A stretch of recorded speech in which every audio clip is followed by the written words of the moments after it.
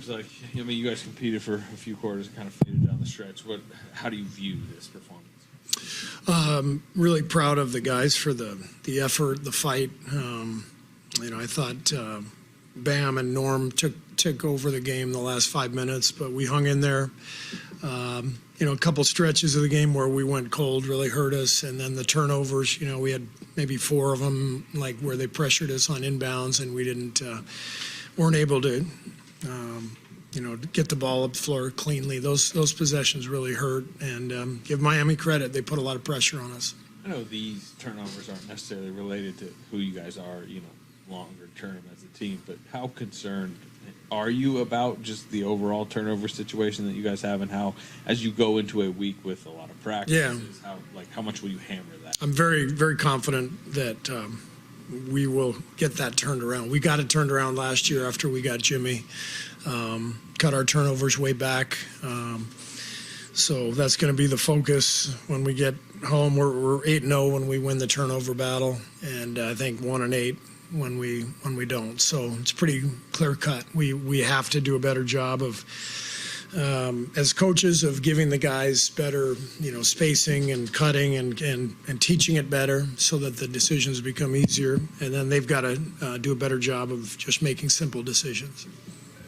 This was the 17th game in 29 days.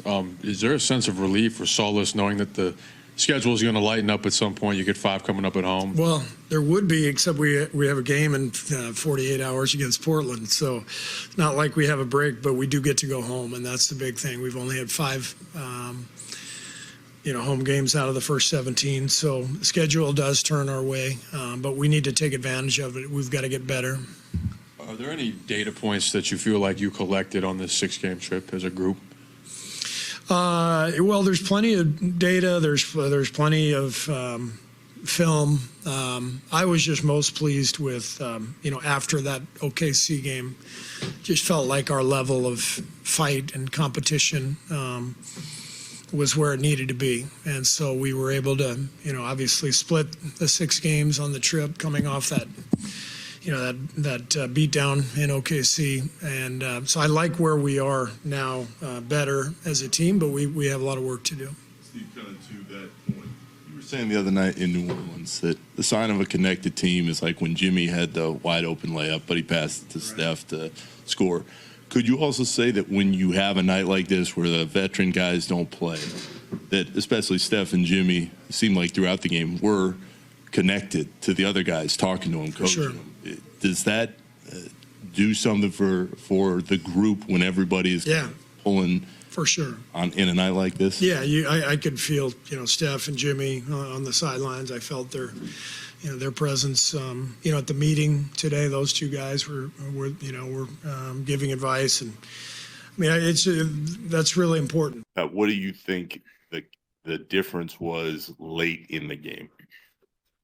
Yeah, I was going over it in my head. I felt like that stretch to start the 4th was what kind of gave them a little bit of momentum. We took a couple quick ones. I took one where they went under. I really wanted that one back, not because I thought it was a horrible shot, but it's just within the flow of the game where we were at that point. We probably needed a really good possession there. So that one killed me. Just a couple turnovers gave them some easy buckets. I didn't think they were scoring great in the half court. Felt like we did a really good job containing them. They've been putting up 130 plus on teams night in and night out. We did a really good job in transition, which was one of our keys. Turnovers got them going.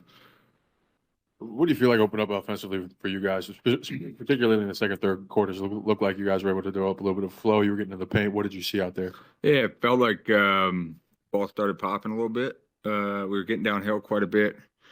Moving the ball side to side and really just taking what they were giving us. They were switching quite a bit. We made them pay for that a handful of times, throwing it into QP, throwing it into Trace. Really just keeping it simple. I felt like we got away from that a little bit to start the 4th, and that's really what bit us. Just how would you describe, I mean, the schedule is what it is, right? But how would you describe getting through just these 17 games in 29 days? You have a 5-game homestand coming up. Is there a sense of, I guess, relief knowing that it's going to balance out at some point? Yeah, I think we've been bickering about it internally a little bit, but we're a little bit older. I think we'll be grateful towards the end of the year that this isn't the stretch that we have come into the season. So we like where we're at. I think obviously would have liked to grab these last couple on the road, but to be where we're at with the number of games that we've played, to knock on wood, have a really healthy team at this point in the season, I think we'll be grateful we're not doing this on the back end of the year. I saw Jimmy a couple times trying to coach you, give you some tips, whatever he was saying. What does it mean to you guys in these type of games where the roster isn't as full as we're used to seeing it, to have Steph and Jimmy being there and offering the wisdom when they can?